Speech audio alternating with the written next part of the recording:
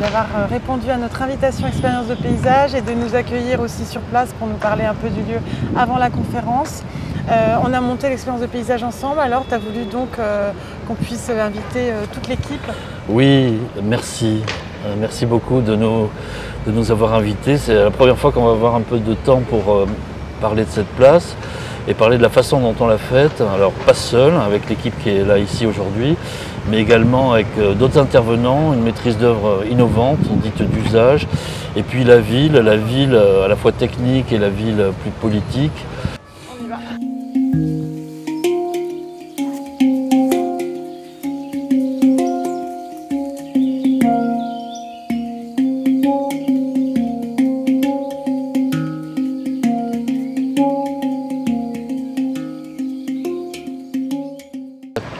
Enfin, ce type de projet sur l'espace public, c'est les bureaux d'études mandataires. Ouais, c'est important. T'inquiète pas, on le redira, bon. effectivement. Oui, mais si tu veux, et c'est eux qui ont monté les équipes, qui ont fait un peu leur écurie. Ils ont pris plusieurs paysagistes, ils ont pris plusieurs architectes, ils ont pris beaucoup de compétences, y compris des questions de, bon, bien sûr, mobilité, y compris sur le genre, bien que ça n'ait pas, ça ne soit pas vraiment concrétisé, sur la lumière et sur les questions de gestion de la circulation. C'était qui le collectif qui était Alors le collectif, il s'est appelé Collectif Bastille, c'était autour de Julien Belair. Et c'était, alors eux, ils étaient des dizaines. Eux, ça allait de l'historien au sociologue, à l'ethnologue. Cette place, elle n'est pas carrée, elle n'est pas ronde. Elle n'est pas plate. Elle est bombée. Elle est bombée, je le vois là. Si tu te mets là, tu vois tout. Tu vois que ça part dans tous les sens. Ça paraît comme ça. Alors, le pied de la colonne est parfaitement horizontal, bien sûr. Ici, c'est une autre horizontale et entre, ça bouge dans tous les sens. Énorme. Et si tu veux, ça crée des pentes en dévers très importantes sur les trottoirs. Donc on a mis du dévers dans la chaussée, on a mis du 2%, on a tout rendu accessible PMR. Et si tu veux, c'est par les normes qu'on a complètement, qu'on est sorti du cadre, du budget et de l'emprise. Tu vois, c'est même pas une transformation de l'espace public, c'est chaque fois un nouveau monde, tu vois, entre les fortifications, la Bastille, la prise de la Bastille, le percement du canal, l'arrivée du métro. Enfin, il y a énormément de choses incroyables. Et un des sujets majeurs, c'était le budget et qu'est-ce qu'on pouvait faire avec le budget. Et en fait, avec le budget qu'on avait, on pouvait mettre des bordures, de l'asphalte sur les trottoirs et au centre de la place et de l'enrober sur la chaussée, point barre. Et en fait, on a profité de remarques faites lors de réunions publiques et d'une réunion publique en particulier où un ami paysagiste qui était dans l'assistance, on a dit mais attendez, vous allez faire ça en asphalte, ça va à Paris? Alors on a dit en asphalte ou peut-être en béton coloré. Et il a mis un peu le doigt là où ça faisait mal. Et la ville nous a dit, bah, écoutez, est-ce qu'on pourrait réfléchir à mettre un peu de pierre, quelque chose de plus qualitatif autour de la colonne, tu vois.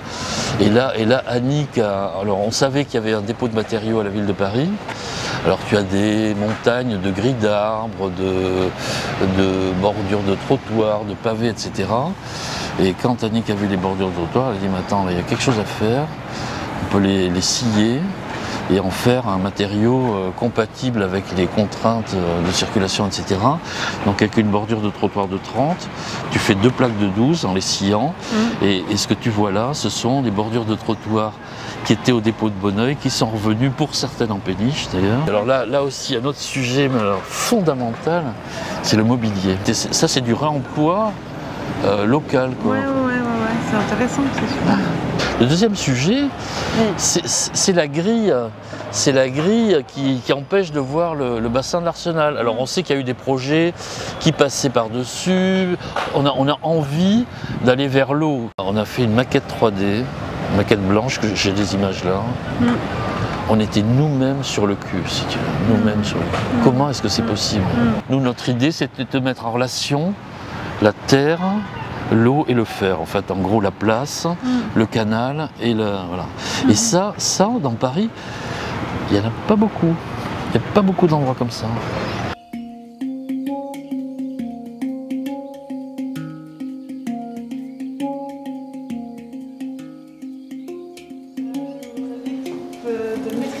de la place de la Bastille.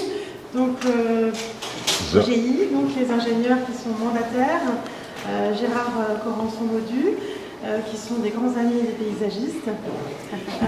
Muriel Pagès, donc architecte urbaniste, qui est une grande professionnelle du Grand Paris, on pourrait dire.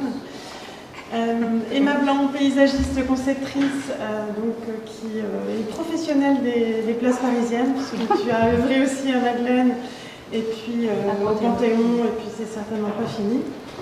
Et Bernard Altabegotti, agence Altabegotti Bay. Donc vous êtes architecte et on peut dire passionné et professionnel de l'aménagement des espaces publics. Voilà, donc vous allez nous raconter à la fois la consultation. C'est la première fois que vous parlez tous ensemble de cette place. Donc vous allez nous parler à la fois de la consultation. Je pense que ce sera aussi l'histoire aussi pluridisciplinaire. Et puis la réalisation, la conception, tout ça, de cette place qui va entrer un peu, moi, je trouve, dans l'histoire de la ville de Paris, en tout cas dans l'histoire de cette place. Et merci d'être venu. À vous. Avec plaisir. Merci.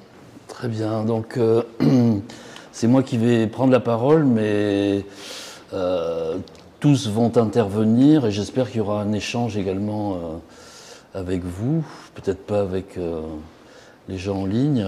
En fait, on va vous présenter 3 étapes. La première, ça va être de resituer le projet pour lequel donc, on a travaillé ensemble dans le contexte des 7 places parisiennes. Ensuite, on parlera de la place proprement dite. Et puis ensuite, on parlera d'un deuxième projet que nous avons quelque part provoqué, qui est la liaison entre la place et le bassin de l'Arsenal. Alors, on va vous raconter l'histoire de ce projet qui est presque aussi importante que le résultat. Enfin, en tout cas pour nous. Pourquoi ? Parce que la ville, après l'immense succès, on peut le dire, de la place de la République, fait par un maire précédent, a décidé de faire 7 places parisiennes.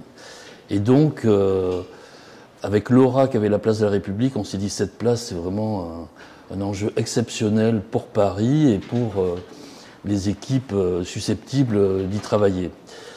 L'autre aspect très important, c'est que c'était une offre. Les concepteurs devaient présenter une offre et non pas un concours.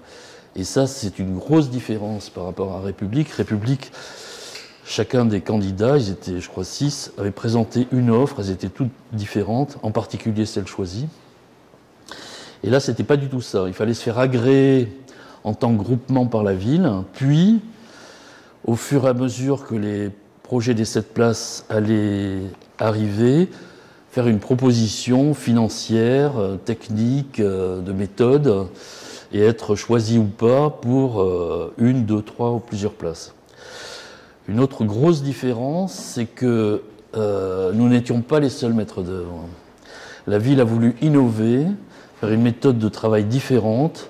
Nous étions une maîtrise d'œuvre dite classique, ce qui faisait avait une façon d'expérience dans le domaine. Et il y avait une maîtrise d'œuvre beaucoup plus agile, une maîtrise d'œuvre qu'on appelait usage, qui s'appelait M02, c'est des termes pas très jolis, nous étions M01, eux étaient M02, et on attendait beaucoup de cette équipe. Alors ils ne sont pas autour de cette table, mais on va en parler parce qu'ils ont contribué, même si tout n'a pas abouti, loin de là, ils ont contribué à créer un esprit d'échange. On nous a demandé d'être en synergie très forte avec eux. Et quelque part, oui, on a beaucoup appris d'eux, même si formellement, les choses n'ont pas été aussi loin qu'on le souhaitait. Alors, pour présenter cette équipe, la ville de Paris a une tradition, c'est que ce sont les bureaux d'études techniques qui sont mandataires. Et les bureaux d'études techniques à Paris sont peu nombreux. Il y en a une petite dizaine maximum. Et il y en a un qui se détache historiquement un peu des autres, et pas qu'historiquement. Et ce bureau d'études, c'est OGI. Et aujourd'hui, t'as vu comment je t'ai bien introduit. Je vais essayer de faire aussi bien pour vous. Voilà. Donc OGI va vous raconter la stratégie, parce que donc je rappelle, 7 places en jeu. Vas-y Emma, vas-y. 7 places en jeu pour le prix d'une. Mais tu gâches, tu gâches. Pour le prix d'une... Non. Alors, oui, pardon, oui, Emma, bien sûr, oui, Emma. Mais pour le prix de République. C'est ça ? Oui, tout à fait. Oui, mais enfin, une place, ça peut être haut ou bas. Oui, République a coûté cher. Le résultat, on l'a vu. Magnifique, remarquable. Vraiment, on a franchi une étape. Ben, les 7 places, alors effectivement, mais ça on ne le savait pas dès le début, mais on l'a su quand même assez vite. Ben, voilà, les 7 places pour le prix d'une, sauf qu'elles ne faisaient pas toutes la même taille, elles n'avaient pas toutes les mêmes enjeux, et donc toutes les places n'ont pas. C'était pas un chiffre à diviser par 7. Ça s'est avéré beaucoup plus compliqué que ça, donc je représente OGI.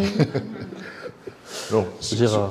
Donc, dans la stratégie de la ville, elle a lancé une consultation de bureaux d'études, donc une consultation générale dans laquelle elle retenait 4 bureaux d'études, pour ensuite passer une consultation, le marché subséquent. Donc c'est plutôt un accord cadre qu'elle a lancé, dans lequel elle avait 4 bureaux d'études qu'elle retenait, et que ces 4 bureaux d'études rentraient à nouveau en compétition, bien entendu avec leurs concepteurs, pour pouvoir retravailler sur chacune des places qui étaient proposées. Donc la stratégie que nous avons convenue avec nos différents concepteurs, ça a été de monter une équipe, je dirais, un peu élargie. Donc avec un pôle d'ingénierie, un pôle de conception et un pôle d'experts attachés, de manière à ce que l'on puisse avoir la réactivité pour pouvoir répondre de manière simultanée, puisque les places se faisaient de manière simultanée, si nous étions consultés pour plusieurs places, puisqu'il n'y avait pas que la place de la Bastille, il y avait plusieurs places qui pouvaient être consultées en parallèle, et de manière à avoir cette vision, je dirais, à la fois d'ancienneté, de nouveauté, et surtout d'échange entre les différents intervenants. Donc on a monté une équipe assez élargie, mais dans ces équipes élargies, avec des visions et des profils de concepteurs un petit peu différents pour que l'on puisse se positionner selon les places ou selon l'environnement qui était proposé. Voilà, donc de ce pôle d'ingénierie, on avait cette capacité d'engagement, je dirais, qui permettait de répondre de manière formelle à tout ce que nécessitait la ville. Donc, cette stratégie de départ avec l'ensemble des bureaux d'études, donc on avait 3 bureaux d'études, donc OGI, SNC-Lavalin et Iris Conseil, regroupés pour avoir un fort potentiel, je dirais, pour pouvoir répondre à toutes les demandes, puisque dans ces 7 places, il y avait des demandes diverses et variées. 6 concepteurs, donc on avait Festinger, Alta Begotti, H2O, Muriel Pagès, TN+, et Emma Blanc. Tous ces concepteurs avaient des affinités et en même temps avaient des profils différents et des expériences différentes. Donc nous, on a pris le parti dans notre candidature de proposer, je dirais, une vision, je dirais, assez élargie, mais complète, avec des concepteurs, je dirais, de haute voltige. Je dirais ça comme ça. Donc c'était le choix d'OGI. Et accompagné là-dessus, il y avait effectivement une demande de nouveaux usages, d'intégrer, je dirais, une vision un peu différente. Nous avons intégré 4 experts, Sonia Lavadido pour la partie fluidité urbaine, Concepto pour le côté éclairage, lumière, je dirais, donc les places nocturnes, et Ville ouverte pour tout ce qui était concertation et approche avec la MOE2, comme l'a dit Bernard, pour nous permettre d'avoir cet échange et éventuellement d'avoir cette vision un peu plus élargie, et bien entendu, la partie Smart City, mais qui n'a pas été, je dirais, exploitée en tout cas sur la place de la Bastille, puisque ce n'était pas l'objectif de la place de la Bastille. Donc voici un petit peu l'équipe, je dirais, expérimentée dans laquelle on a donné la stratégie, en tout cas, du groupement OGI. À partir de là, il y a eu, malheureusement, sur les 7 places, il n'y en a eu que 3 qui ont été lancées, je dirais, de manière externe. C'est-à-dire que sur les 7 places, la ville a conservé en interne 4 places. Et il n'y en a eu que 3 qui ont été mises, je dirais, réellement en concurrence parmi les bureaux d'études. La première, c'était la place d'Italie qu'on n'a pas eue, parce qu'on était trop cher. Et ensuite, il y a eu les 2 autres places, la place de la Bastille et la place de la Madeleine, que le bureau d'études de GI a récupéré, a remporté, je dirais, la place de la Bastille avec les concepteurs que vous avez là, et la place de la Madeleine avec H2O et Emma Blanc, où on a reformé un autre concept, une autre formation, pour pouvoir répondre aux problématiques qui étaient liées spécialement à la place de la Bastille et spécialement à la place de la Madeleine. Donc voici un peu la stratégie, je dirais, de montage de cette opération. Voilà. Gérard, tu es parfait. Je suis dans le timing. Alors, pour avancer, c'est... Alors, Oui. notez-les, on répondra à D'accord. toutes les questions. D'accord. Alors, on vous a éclairé sur la maîtrise d'œuvre. Il faut qu'on dise un mot sur la maîtrise d'ouvrage, parce que la maîtrise d'ouvrage est parisienne. Oui, tout à fait. Alors, une maîtrise d'ouvrage parisienne, c'est beaucoup de compétences et comment dire, des entités différentes. Alors, notre maître d'ouvrage en titre, c'était la direction de la voirie et des déplacements, section grand projet. Mais il y avait en parallèle au cabinet du maire un certain nombre de personnes très actives qu'on a invitées qui sont excusées, mais enfin qui, je pense, auraient été très intéressantes à écouter. C'est Michel Zaoui, c'est Jean-Christophe Choblet et c'est Éric Debarne. Ces trois personnes ont été présentes avec des compétences, des responsabilités différentes, mais ont été très importantes pendant tout le fil du projet. Il y a eu également les architectes des bâtiments de France qui étaient bien sûr concernés, et architectes des bâtiments de France, il y en avait plusieurs parce que la place de la Bastille est au carrefour de 3 arrondissements, et également la commission du Vieux Paris, devant laquelle on a eu à présenter notre projet, et une ou deux réunions publiques qui ont également été mises à contribution.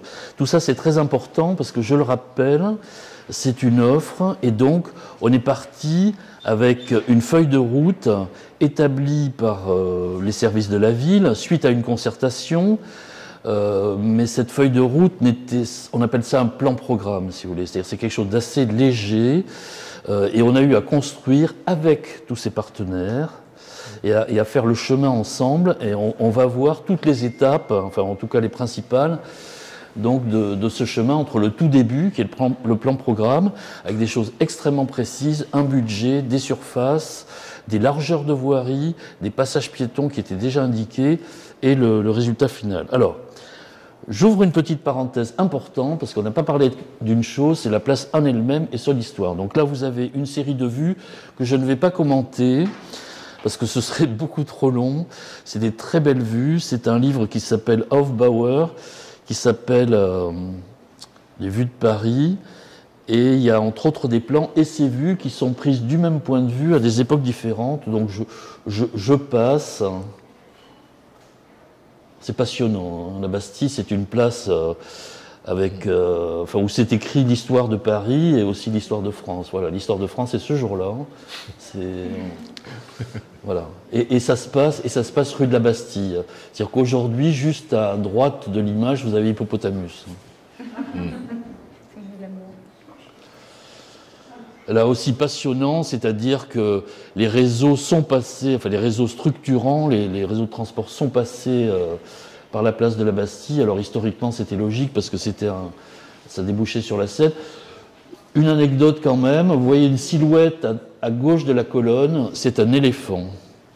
C'était un projet de sculpture. En fait, la colonne n'a pas été... Et le dernier projet, mais il y en a eu plusieurs avant, de fontaines, d'éléphants, de célébrations, de victoires, etc. Et donc là, vous avez un éléphant, la maquette de l'éléphant qui a été construite en plâtre sur la place de la Bastille. Et là, le canal est couvert et on voit fumer certainement la fumée des petits bateaux à vapeur qui passent, qui empruntent la partie couverte du canal Saint-Martin, sous le boulevard Richard Lenoir. Alors celles-là aussi sont incroyables, donc c'est la place, bon, personne ici dans la salle, je pense, a vu ça, mais on voit que la place était beaucoup plus traversable qu'aujourd'hui. Bon, c'est un grand classique, hein. Tout le monde a vu ces images de la place de la Concorde où tout le monde circule dans tous les sens. Bon, là, c'est un peu la même chose.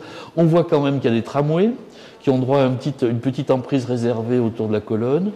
On voit encore qu'il y a des voitures à chevaux et on voit qu'il y a une sortie de métro qui est tout près de la colonne. Alors, le métro, c'est pas fait en une seule fois. Les lignes de métro se font les unes après les autres. La première ligne de métro, la première ligne de métro pour Paris a été créée pour l'exposition de 1900. les travaux de la porte Maillot à la porte de Vincennes ont duré 18 mois. Et le percement du canal, puis sa couverture, ça a duré plus de 60 ans. Ça vous donne aussi des échelles. Ce qui est intéressant aussi, c'est de voir comment l'éclairage public, il n'était pas très puissant, mais s'implante un peu partout et crée même des îlots sur la place. Voilà. Alors, voilà donc la place actuelle. Pardon, la place avant travaux.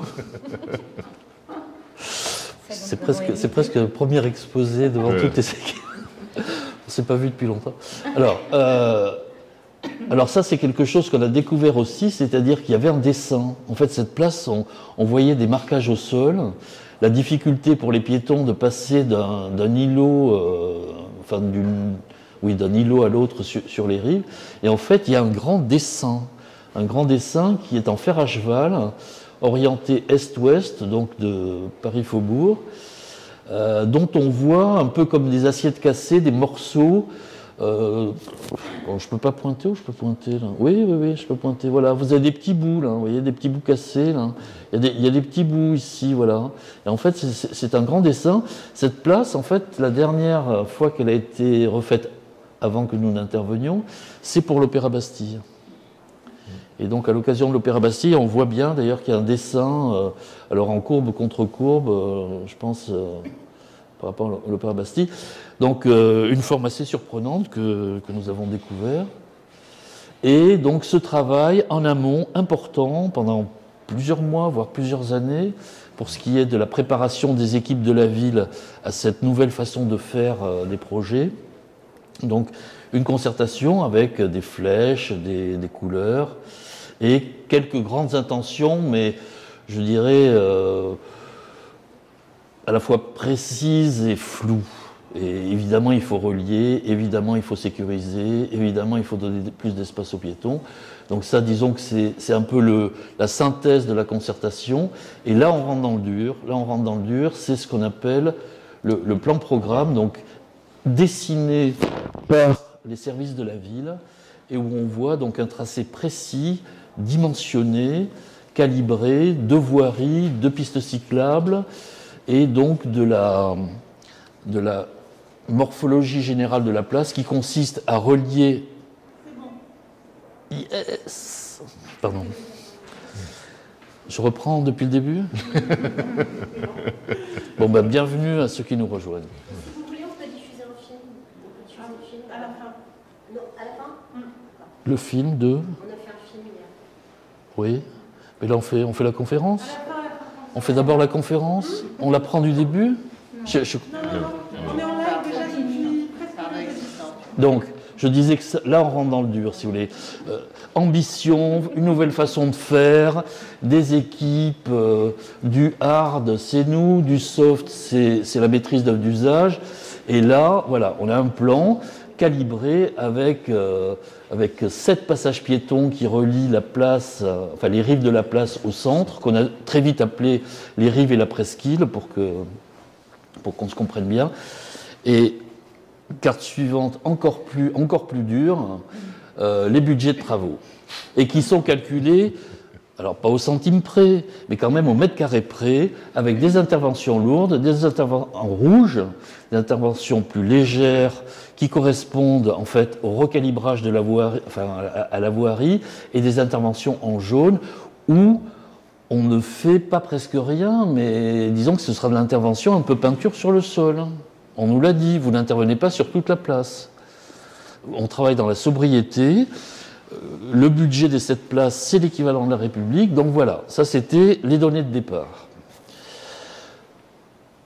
Alors, ça c'est nous qui le rajoutons, parce que ça n'était pas dans le cahier des charges, mais enfin tout le monde le savait.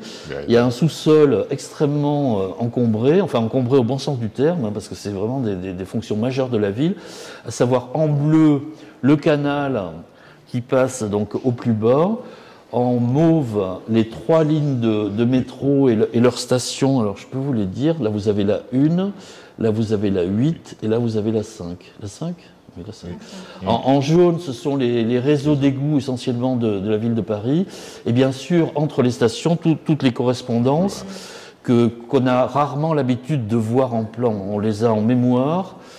Mais on a des sorties en mémoire, donc voilà. Alors ça c'est un point fondamental parce que évidemment dans le budget il y avait rien pour les bancs et il y avait rien pour les plantations. Les plantations, je vais laisser m'en parler très largement, mais si vous voulez, ça nécessite de la place au sol. Et en fait, la République a quand même eu des soucis pendant les travaux, avec les plantations d'arbres, qui ont fait que les règles imposées demandées plutôt par la RATP se sont terriblement durcies. Et il fallait respecter des distances donc par rapport au réseau. Et donc, planter de façon régulière la place était totalement impossible. En gros, il fallait se mettre dans le blanc de cette carte. Alors, je vais dire un mot, malheureusement ce sera qu'un mot sur M02 parce que ils étaient auréolés de beaucoup de choses positives. C'était des jeunes, des collectifs qui avaient monté des équipes très importantes, ça allait de l'historien au botaniste, etc. Mais en même temps, ils étaient architectes urbanistes et ils avaient des paysagistes dans leur équipe. Donc il y avait une forme de challenge entre nous. On attendait de voir ce qu'ils allaient proposer. Eux étaient plutôt novices en la matière, en tout cas en matière d'espace public, mais pas en matière d'usage. Et donc là, j'ai mis quelques images qui montrent un petit peu leur travail. Donc à gauche, c'est un atelier. Oui, alors, on attendait plusieurs choses d'eux. On attendait des cartes sensibles. Donc, une fois sur place, dans un container aménagé, assez agréable, une petite salle de réunion. Il devait avoir une permanence sur place, faire des ateliers sur place, thématiques, et proposer toute une série de préfigurations. Préfigurations pour lesquelles ils avaient des budgets, alors ça pouvait être des événements ou bien des choses matérialisées au sol. Et entre autres préfigurations, Julien Belair et son équipe ont organisé pendant un été un énorme chantier de menuiserie. C'est l'image centrale où ils ont construit sur place, alors avec des professionnels mais pas que, pouvaient s'inscrire également d'autres personnes, donc un mobilier. Et donc ça c'est important à voir, c'est que nous ne savions pas exactement quel allait être notre rôle. C'est-à-dire quand une équipe jeune, puissante, fait du mobilier, on se dit le mobilier ce sera eux. Voilà. Pareil pour toute une série de sujets, que ce soit le marquage au sol pour les malvoyants, qui est l'image de gauche, là, c'est une très belle scène parce que la M02, donc l'équipe de Julien Belair, on va les appeler Collectif Bastille, ce sera plus joli comme mot, donc produit des cartes en relief, invite des malvoyants. Il faut savoir que l'hôpital des 15-20 est juste à côté. Et donc la proximité de la place fait qu'on nous a demandé d'être exemplaires, novateurs, dans le domaine. Et donc il y a eu une séance pour leur expliquer. Sur une maquette, il y avait la place existante, et sur l'autre maquette, il y avait le projet. Et donc, voilà, en parole et avec les mains, on a fait la visite de la place de la Bastille avec ces personnes. Alors, on nous a demandé une synergie étroite. La synergie étroite, voilà. Donc vous avez un peu une partie des deux équipes. On a beaucoup échangé, mais tout en étant quand même challengés les uns par les autres. Alors, on travaille à la Bastille, dans un budget serré, c'est formidable, mais on a quand même quelques frustrations. Ces frustrations, on les a exprimées, y compris en dessin. Il y en a une, c'est l'Opéra Bastille, on sait qu'on n'y peut rien, mais il faudra un jour faire quelque chose. C'est quand même un formidable équipement qui marche très bien de l'intérieur et qui marche pas très bien de l'extérieur. C'est-à-dire sa relation à la place, une façade, on ne parle même pas du dessin, mais simplement voir, quand on va au spectacle, la ville, monter dans un bâtiment par une façade vitrée et voir la ville qui brille et qui klaxonne, monter sur le toit. Maintenant, Beaubourg l'a fait, mais d'autres l'ont très bien fait depuis, et donc là on pourrait avoir une vue extraordinaire sur ce morceau de Paris. mais plus l'escalier qui était prévu comme l'escalier principal. Entre-temps, la réglementation handicapée a rendu ça caduque. Les plans Vigipirate successifs ont fait qu'on rentre presque par un trou de souris. Bref, il y a vraiment un très beau projet potentiel et ça arrivera. Ça a été fait à la Porte-Maillot, ça va être fait à la Tour Montparnasse. L'Opéra Bastille aura droit à une deuxième chance. Enfin, en tout cas, c'est ce qu'on lui souhaite. Et puis, il y avait un autre sujet qui était la relation au bassin de l'Arsenal. Bassin de l'Arsenal qui est quand même une immense ouverture vers le sud, vers la lumière, alors que la ville ceinture de façon très différente entre ville et faubourg la place de la Bastille, sauf qu'il y a à la fois cette ouverture et il y a une grille devant l'ouverture. Voilà. Et cette grille, elle est belle, ce sont les grilles qui datent du métro, donc elle est très, très serrée, il faut vraiment s'en rapprocher, se mettre presque entre les barreaux pour bien voir le paysage. Et donc là aussi on s'est dit, est-ce qu'on ne pourrait pas, dans une partie, trouver une grille plus légère. L'idée de franchir, d'aller jusqu'au canal, c'était totalement exclu. Il y avait déjà eu des projets dans ce sens qui passaient par-dessus la station. Ça créait des problèmes de sécurité par rapport à la station, qui devenait un tunnel qui n'était plus à l'air libre, des problèmes de fondation parce qu'il fallait aller rechercher le sol par-dessus la station. Bon, bref. Donc on avait abandonné, mais enfin, il nous restait cette petite idée en tête, et vous allez voir la suite, parce qu'on en a parlé, et en parlant, on nous a dit, attendez, si vous avez des idées, on les regardera attentivement. Mais ce sera pour la troisième partie de l'exposé. Alors, Là, on aborde un sujet majeur qui est le sujet de l'accessibilité aux personnes à mobilité réduite. Et en fait, dans le plan programme, la ville avait travaillé en plan, mais pas en coupe et pas en altimétrie. Or, la place de la Bastille présente des altimétries que nous ne soupçonnions pas et qui vont entre le pied de la colonne et le pied de certains bâtiments jusqu'à 2,60 m de hauteur. Et ce qui est intéressant d'ailleurs, c'est que le 2,60 m, c'est la partie la plus ancienne de la place, à savoir la fameuse entrée dans Paris, au pied de la forteresse où a eu lieu ce que tout le monde sait. Et donc, en faisant ce diagnostic et en montrant avec des chiffres, c'est la petite croix du bas, il y a 8 ou 10 chiffres, ça a quelque part rendu caduque le fait de ne pas intervenir sur l'ensemble du périmètre. Pourquoi ? Parce que si on ne le faisait pas, il y avait une partie de la place qui n'était plus accessible aux personnes à mobilité réduite. Et ce simple calcul a complètement bousculé, si vous voulez, l'économie, dans tous les sens du terme, et l'ampleur de notre travail. Un autre sujet, c'était le dessin, parce que autant on comprend que pour être sobre, et d'ailleurs là on voit 3 plans, l'existant avant travaux, le plan programme et notre première proposition. Il nous semblait, j'ai du mal à trouver un adjectif, mais enfin il y en a beaucoup, pas très raisonnable, hein, on va être poli, pas très raisonnable, de suivre les courbes et contre-courbes du tracé existant, tout en l'amputant de sa logique de fer à cheval. C'est-à-dire on se retrouvait avec une sorte d'hybride, une sorte, pour moi, je vais être un peu moins politiquement correct, pour moi c'est une déviation pendant travaux. Et la place de la Bastille ne pouvait pas en rester là. Donc assez rapidement, on a proposé quelque chose de plus régulier, suivant un axe nord-sud, ce qui était la logique, puisque le plan, suite à la concertation, allait s'accrocher sur le côté sud, et donc revoir complètement le parvis de l'Opéra, mais sans lui faire perdre de surface. Un autre élément majeur, ça a été la question de la voirie.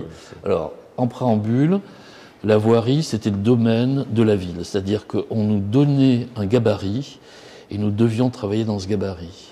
Et la position des feux, des fils de circulation, etc., c'était du domaine de la voirie, ça n'a pas été le nôtre. Donc on nous a dit, dans un premier temps, on souhaite que cette place soit reliée, la partie centrale, la presqu'île, soit reliée aux rives, d'un seul, sans îlot central.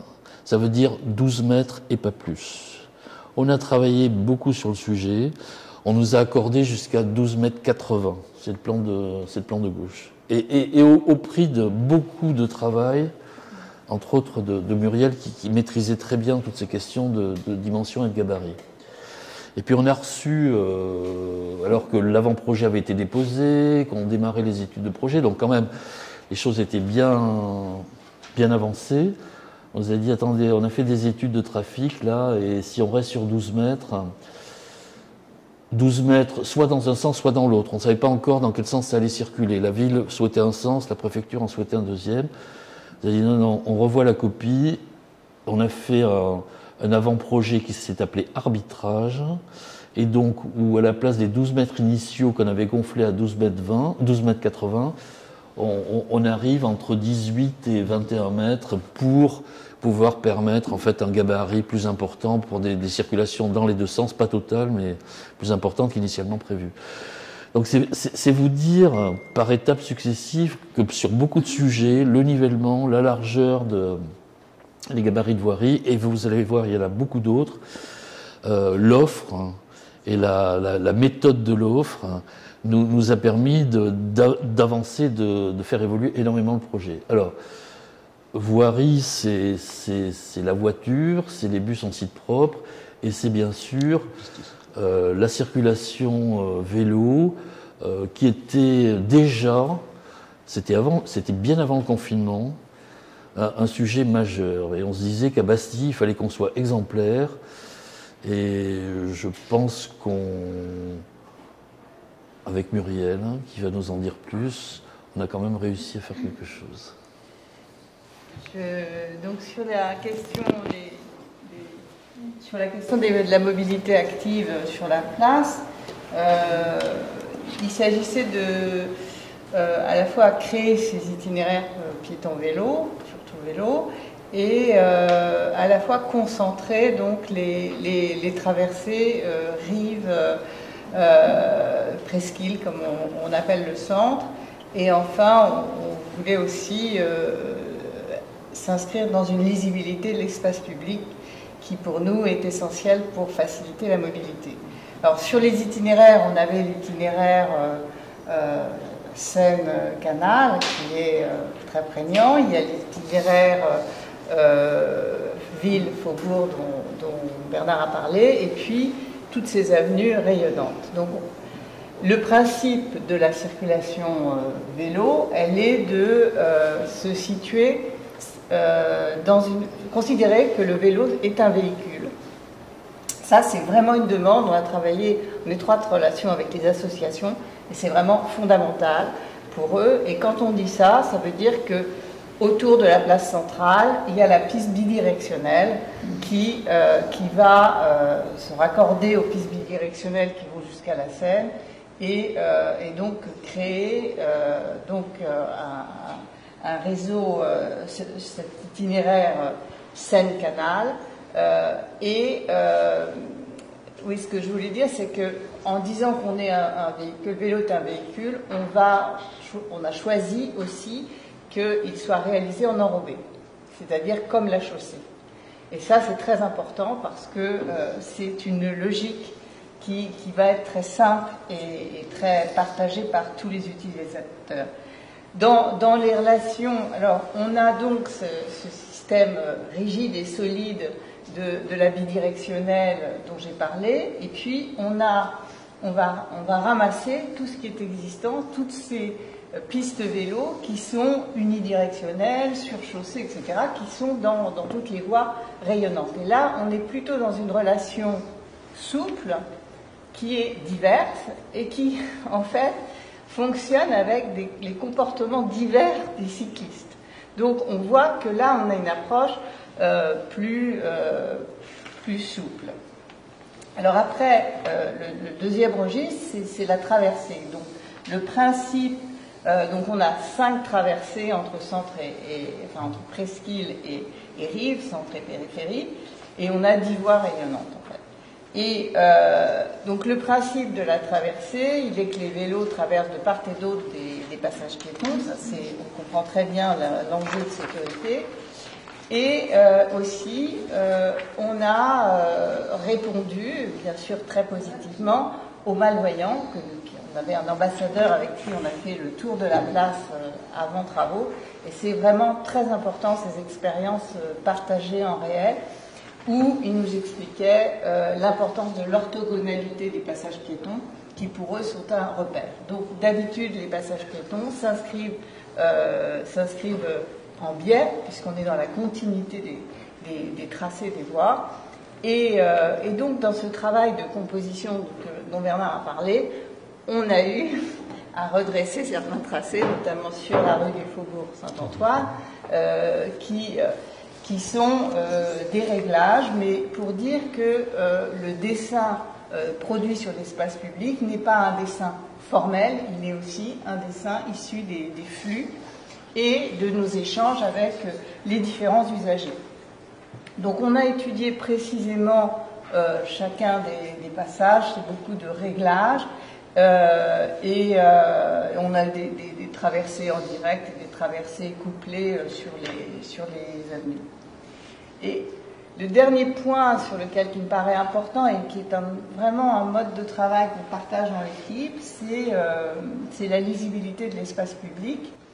Et donc, on a parlé du fait que les pistes cyclables sont identifiées par l'enrobé, mais à contrario, sur la plateforme centrale, la place du piéton en pierre, dont il sera question, elle va aussi signifier aux cyclistes que c'est un espace piéton. Et en fait, le seul, je dirais que cette lisibilité de l'espace public, elle n'a pas été parfaite au niveau de la chaussée, parce que tous ces mouvements de circulation, notamment les contresens automobiles et bus, en fait, ont généré une signalétique très importante pour assurer tous ces mouvements. Et là, voilà, on n'est peut-être pas dans cette lisibilité qui est le propre du reste de la place. Alors, quand maintenant on observe les comportements des cyclistes sur la place, on peut dire que on essaie de tendre à un équilibre de la bonne pratique. On voit des comportements malins autour des feux, des lignes de désir qui traversent l'espace piéton, mais je pense que peut-être l'aménagement encourage la bonne pratique et c'était un peu notre principe. Merci Muriel. Je reprends la parole et je continue avec un sujet majeur de la place qui n'est ni rond ni carré, mais elle est bombée. Et donc avec le dénivelé dont j'ai parlé, là je vous montre, sans les commenter trop, mais je vous montre quand même la très belle image de droite, qui est une image informatique qui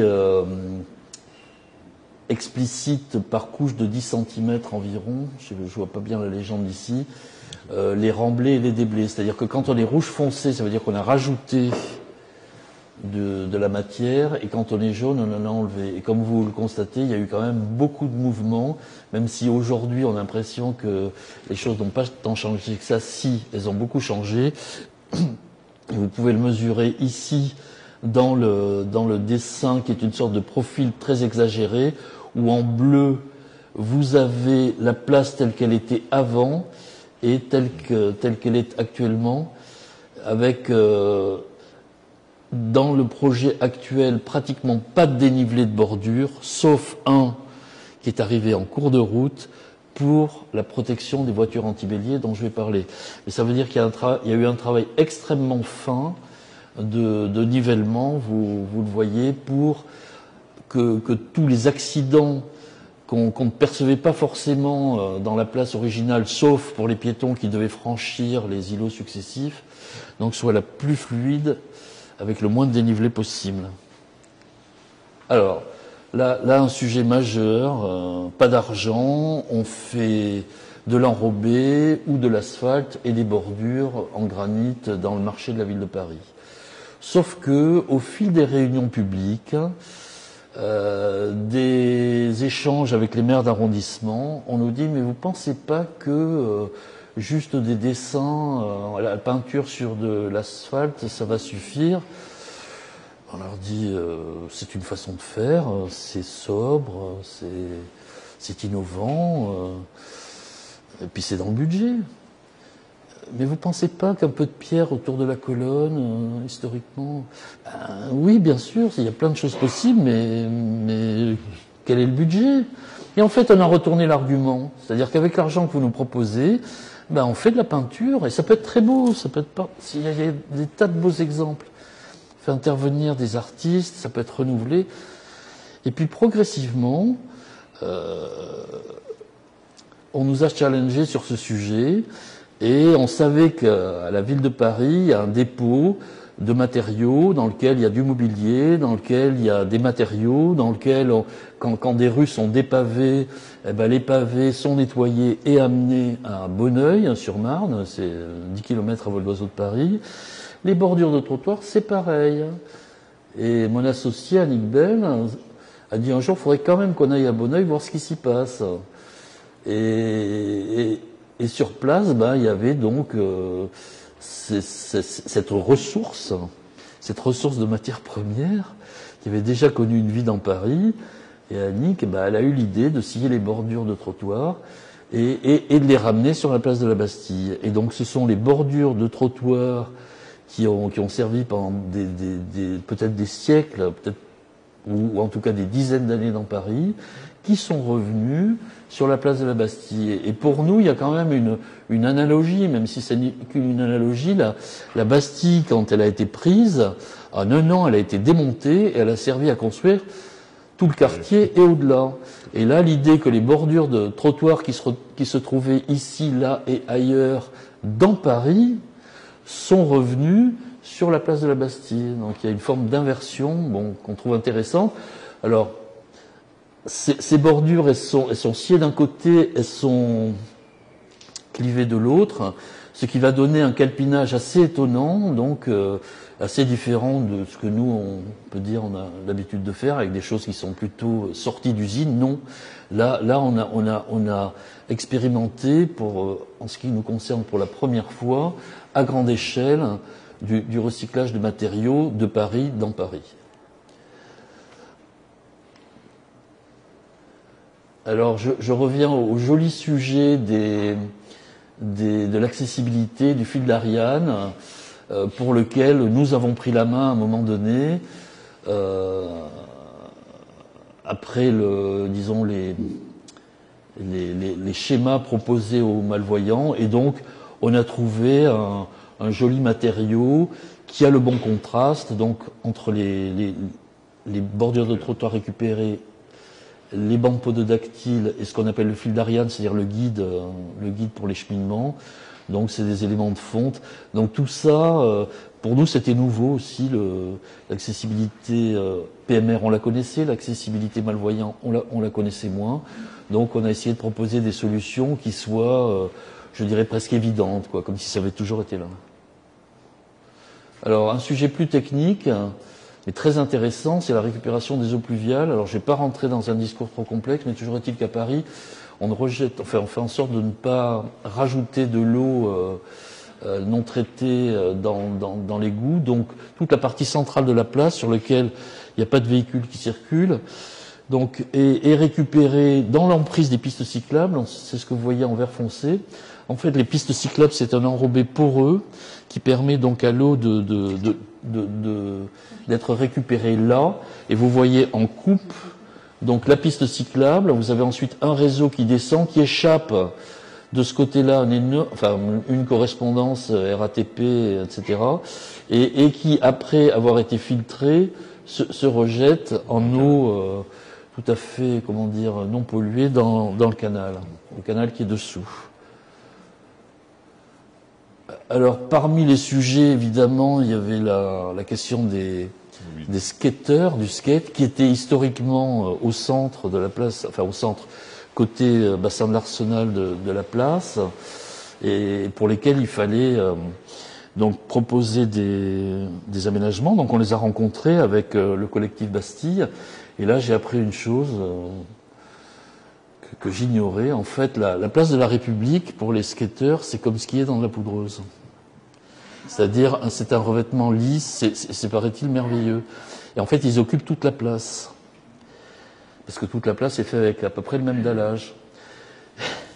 Et en fait, quand on a su ça, bah, d'une part, le projet n'était pas encore établi. Bon, on avait fait une petite planche d'essai sur les bordures de trottoirs récupérées, mais on a vite compris que notre bordure de trottoir récupérée, c'était pas bon du tout, c'était pas de la bonne neige.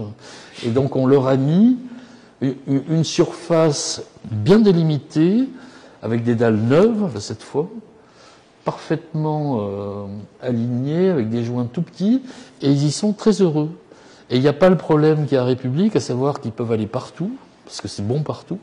Là, ils sont très contents. En plus, il vaut mieux resserrer un peu les activités, une forme de densité, c'est intéressant. Et donc, la zone de glisse, elle s'est faite comme ça, sur une remarque une remarque et quelques ateliers avec les skateurs.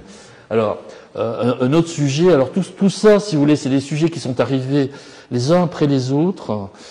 Et celui-là, alors, il est arrivé comme un cheveu sur la soupe. C'est-à-dire que le collectif Bastille fait ses meubles, son mobilier sur place, commence à dessiner des mobiliers mixtes pierre-bois. Et donc on se dit, bon, bah, c'est eux qui vont faire le mobilier, il n'y a aucun problème, ils ont l'énergie, la compétence, etc. Et puis on reçoit un appel, alors que tout était déjà quand même bien avancé, du cabinet du maire en nous disant, ben, on a quand même un sujet qui remonte, là, c'est la protection contre les voitures béliers. Est-ce que vous pouvez nous proposer quelque chose ?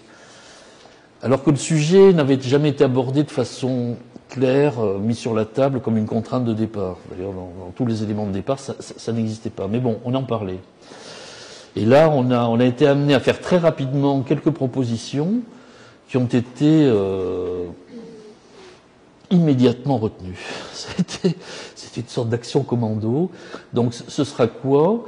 Ce sera alors, pour faire une protection anti-bélier, il y a des normes. Les normes, les voilà. Hein, c'est 60 à 90 cm de haut et en gros 1 mètre cube de béton en dessous pour chaque borne. Ou si on les relie, ce qui est mieux, on a plus de solidité. Il y a eu un bureau d'études qui est arrivé en cours de route spécialisé sur les études de risque. Donc on regarde à quelle vitesse une voiture peut arriver sur la place et avec en venant de quelle, en fonction des itinéraires. En fonction de ça, on détermine du rouge, du bleu ou du vert qui sont les niveaux de protection qu'il faut assurer. Et en fait, on a fait une proposition assez simple, évidente quand c'est fait, à savoir qu'au lieu de faire 60 à 90 cm de haut, ce qui n'est pas une hauteur pour s'asseoir, ben on va le faire en 2 temps. On va faire une marche importante, 25 cm de haut, puis un banc entre 40 et 45. Et donc c'est cet ensemble qui a été validé par le bureau d'études en question, qui va être mis à œuvre avec une fondation raisonnable, mais quand même importante. Et la pierre des bancs, ce sont les marches qui étaient à l'origine, qui formaient le dénivelé où étaient les skateurs avant les travaux. Donc vous voyez, pour ceux qui... Enfin, ça je pense que tout le monde l'a connu, contrairement aux cartes postales anciennes. Mais voilà les 2 marches. Ben, ces 2 marches, alors elles ont fait un petit trajet, elles sont allées jusqu'à Évry. On leur a refait un arrondi sur l'arrière, mais c'est exactement les modules, 50 cm par 1 mètre, par, je sais plus, 17 de haut, qu'on a installés. Alors, là je vais faire intervenir d'autres partenaires, ce sont les entreprises. En fait, on a eu de très très bonnes entreprises qui ont été motivées et qui nous ont fait pour ces bancs une solution absolument incroyable. Donc là, elle est un peu détaillée. Les bancs, les axes des poteaux en métal, c'est quand même des tôles qui font 2 cm d'épaisseur, chaque poteau. Et les bancs sont tous implantés dans le même sens, à l'axe des joints de pierre. Donc les bancs étaient positionnés par un géomètre, on met la fondation, on met les tubes, on rebouche tout, on met le sol, mais l'emplacement des tubes est parfaitement repéré et donc on va avoir des bancs au bon endroit en ayant travaillé intelligemment avec donc une méthode mise au point proposée par l'entreprise. Un autre sujet qui n'existait pas, et d'ailleurs qui à l'époque, il y a 3 ans, n'avait pas l'actualité qu'il a aujourd'hui, à savoir le réchauffement climatique, toutes ses conséquences dans les villes et le besoin de fraîcheur. Et là, pareil, la maîtrise d'œuvre collective Bastille fait des propositions, tout ça, ça tourne. Enfin, on ne sait pas très bien où on va. Nous, on a fait une proposition qui est presque le degré zéro du rafraîchissement, c'est la brumisation. C'est-à-dire que ça amène de l'eau, ça monte. Alors, suivant qu'il y a beaucoup de vent ou de la pression atmosphérique, ça peut monter à 2 mètres ou rester auprès du sol. Et c'est un des systèmes les moins chers possibles. Il n'y a aucun jet. La maintenance est quand même relativement simple. Donc ça, c'est un volet qui est en plus ludique et ça se passe au centre de la place. Ça a fonctionné pour des tests, mais ça ne se voit pas. C'est-à-dire, il n'y a pas un bassin, et puis ce bassin, l'hiver, il fonctionne pas, ou etc. Comme il y a eu dans les parcs et jardins longtemps. Là, c'est le sol de la place qui passe, et on a très légèrement en dessous du niveau pour que les roues des camions, des gros camions susceptibles de passer ne les abîment pas. On a donc ce dispositif de mobilisation dont on espère qu'il va fonctionner bientôt, mais c'est pas tout. C'est pas tout parce qu'il y a d'autres façons d'amener de la fraîcheur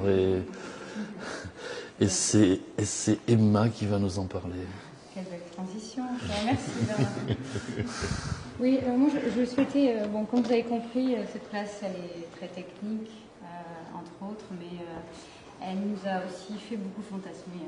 Voilà, moi j'avais envie de reparler un peu du fantasme du projet et vous montrer ce premier dessin qu'on a fait à l'agence, que mon collaborateur Adrien Rousseau a dessiné, qu'on a dessiné ensemble.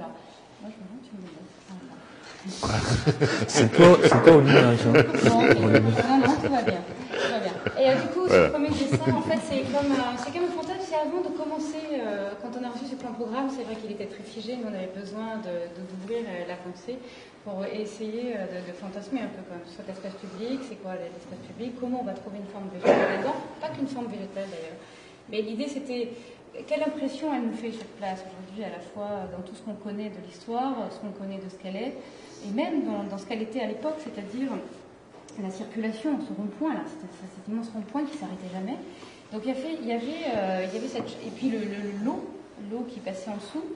Et ce qui était fou d'ailleurs dans les concertations, les habitants, les différents échanges qu'on avait avec les habitants quand on participait aux ateliers avec le collectif Bastille, c'était qu'il y avait beaucoup de gens qui ne savaient pas qu'il y avait de l'eau, qu'il y avait ce tumulte, qu'il y avait ce rapport à la Seine si proche mais si loin en fait, pas visible. Et donc tout ça pour dire quoi? Pour dire qu'en fait, voilà, ce croquis pour moi il est resté dans ma tête du démarrage jusqu'à la fin. Pour ne pas oublier ce qu'est la place de la Bastille, c'est-à-dire quelque chose qui s'est constitué au fil du temps. Pour avoir travaillé sur d'autres places emblématiques de Paris, je peux affirmer que la place de la Bastille n'est pas une place totalement constituée, notamment pas figée, pas achevée. Et moi je crois que c'était très important de garder ce caractère, même si on allait en effet mettre du granit, mettre des choses dures, empêcher les voitures béliers d'avancer. Et il fallait quand même garder cette espèce de folie, de mouvement, de tumulte. Voilà, donc c'est ça dont j'avais envie de parler. Et ce tumulte, voilà, donc c'est aussi, ça voulait dire aussi s'affranchir peut-être de certaines pratiques ou certaines traditions ancestrales de plantation dans la ville de Paris dont on hérite. Mais la question c'était, est-ce qu'on va en hériter place de la Bastille? Est-ce qu'on peut en échapper? Enfin, y échapper, pardon. Et s'en extraire. Et donc c'est ce qu'on a cherché à faire nous en tant que paysagistes. Bon, on n'a pas tout. Vous allez le voir à la suite. Et vous me direz ce que vous en pensez. Mais l'idée c'était ça. L'idée c'était de trouver des nouvelles formes végétales, de se dire que pour parler de ce tumulte, il fallait qu'on parle de la masse, de masse arborée, et qu'on parle de choses non alignées. C'était un peu les deux préceptes qu'on avait en tête. Évidemment, on est sur une place de grand rassemblement, de grande fréquence, donc on n'allait pas placer une strate herbacée, ni une strate arborée, ni une strate arbustive, pardon. On était donc sur une masse végétale arborée. Voilà. Donc quand on est allé sur place les premières fois, et suite à l'analyse, en fait, on voyait bien, et ça corrobore donc ce que disait Bernard sur le fait de conforter l'axe nord-sud. On a donc côté ville, cette dualité ville-faubourg, côté ville, des alignements qui s'arrêtent au chevet de la place, mais qui sont constitués et qui donnent finalement des perspectives très belles sur la colonne. Et puis côté est, par contre, alors là, une absence de végétation, une absence même presque de pensée, en fait, de végétal, pas d'arbre. Enfin, pratiquement pas. Et donc là, à nouveau, le rôle majeur d'OGI dans cette collaboration. Pourquoi ? Parce que pour nous paysagiste, il est fondamental de proposer un projet, et notamment par rapport à cette question de zéro de fraîcheur et tout ça, et d'une envie d'apporter de la cohérence et du bon sens dans les aménagements. Il était fondamental pour nous de planter en pleine terre et d'assumer en fait les contraintes du sol. Donc en effet, on a demandé à OGI tout de suite, c'est la première chose qu'on nous a demandé, je pense, de nous faire une carte des porosités. Alors une carte des porosités, ça veut dire quoi ? Ça veut dire que les pauvres, ils ont dû faire ce travail incongru, de rassembler tous les éléments, de tous les ouvrages, de tous les réseaux, de toutes les contraintes, pour déterminer quels étaient les espaces disponibles et possibles en pleine terre. Et ce n'était que dans ces sols-là que nous souhaitions planter. Donc c'est vrai que le tumulte, vous voyez déjà, il commence un peu à s'éloigner. Le croquis de départ, il commence un peu à s'éloigner. Et pour autant, il est toujours là. Donc l'idée, c'était ça. Travailler dans ce système de porosité. Donc là, j'ai mis une petite photo juste pour se rappeler de ce que c'est la place aujourd'hui. Peut-être que vous ne l'avez pas encore vue ou découverte. Des plantations. L'idée, c'était aussi de trouver la bonne échelle. Parce que à la ville de Paris, quand on plante, nous, on avait affaire donc à la DVD, la direction des voiries, mais aussi à la DEV, à cette entité qui s'occupe, et au SAB. DEV, SAB, enfin, tous ces acronymes qui sont un peu bestiaux. Mais en tout cas, des experts en arbres, des experts en plantation, qui ont hérité d'Alphand des distances et des interdistances de plantation en fonction de l'arbre. Donc, quand on voit cette coupe, on se rend bien compte que si on plante des arbres trop petits, on ne sera pas à l'échelle. Donc l'idée, c'était bien d'aller sur des plantations avec des arbres plutôt de grande hauteur.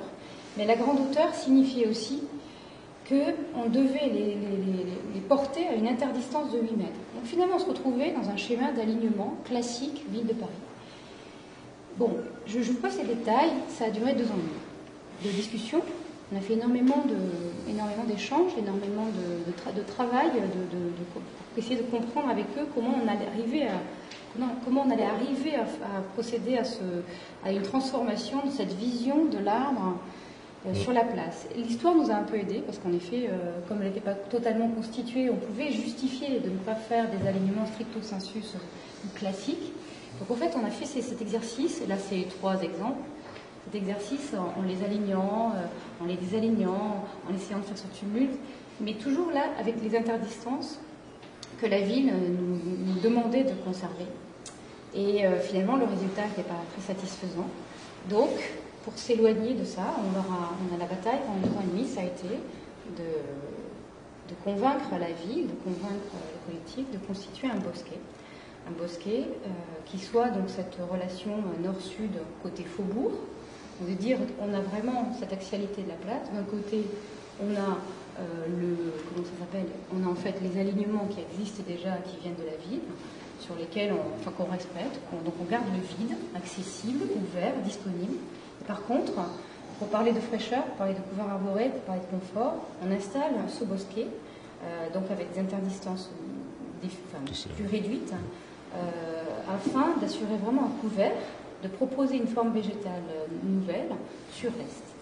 Ce qui fait qu'aujourd'hui, en fait, à terme, on pourra transiter à l'ombre du nord au sud sur la place. Et en fait, ce projet, il y avait donc ces trois objectifs pour nous. C'était en effet planter en pleine terre, planter un bosquet, et aussi que la place soit un événement, proposer quelque chose qui n'existait pas trop sur la place parisienne aujourd'hui, c'est-à-dire un événement lié à l'arbre, lié à sa nature. Donc on a choisi la couleur automnale, une palette végétale d'essences rubigineuses qui donneront en fait un effet spectaculaire qu'une fois par an, les touristes viendront voir spécifiquement. Le 14 juillet? Non, c'est l'automne. Pardon. Voilà, voilà, j'en ai fini pour les plantations. Excuse-moi, dans la question de la fraîcheur et de cette actualité sud, je te redonne la parole pour nous parler, en fait, du projet imprévu, du projet auquel personne n'avait pensé, mais qu'un échange de qualité, un échange d'écoute nous a permis de développer. Alors, donc ça c'est la situation avant travaux. On retrouve les petites marches qui sont devenues des bancs. On voit il y a peut-être un ou deux skateurs. Et cette relation au canal qui est maintenant quand on le voit, on en rit presque. Enfin, disons qui était une très forte frustration au moment où on a commencé. Et donc on a fait la connaissance d'une personne qui travaille au cabinet du maire. Je vais la citer, c'est Michel Zaoui, qui était conseillère à l'architecture d'Anne Hidalgo, à qui on a présenté nos frustrations, enfin nos envies, notre énergie de faire dans un budget. C'était au tout début, hein, c'était quelques mois après avoir démarré. Et donc on lui parle de l'opéra, et puis on lui parle du canal. Et en lui parlant du canal, on lui dit le canal, on va aller le voir par en dessous. Alors par en dessous, on savait que même si on ne peut pas y accéder, c'est interdit.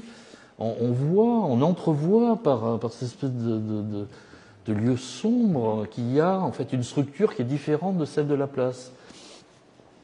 Et cette structure, c'est un pont métallique qui est entre l'ancienne place, que vous avez vu dans une des premières photos, l'ancienne place-pont, construit en pierre, et le métro. En fait, le métro n'est pas passé au ras de la place existante, il s'est mis à 30 mètres de la place existante. Et donc, il a fallu couvrir une partie du canal, qui aurait pu rester ouvert d'ailleurs, mais enfin, il a été fait le choix de le couvrir, c'est devenu la place, c'est devenu, après, avec les aménagements lié à l'opéra, donc une sorte de lieu un peu plus marqué avec des marches. Et donc, Michel Zaoui nous a dit, écoutez, oui, effectivement, il y a eu des projets, mais on n'y est jamais arrivé, c'est compliqué, il y a la RATP, ça coûte de l'argent, etc., etc., etc. Il dit, mais si vous avez des idées, on les regardera. Et en fait, alors voilà, on a une vue du dessus, là, qui est assez intéressante, prise depuis la colonne.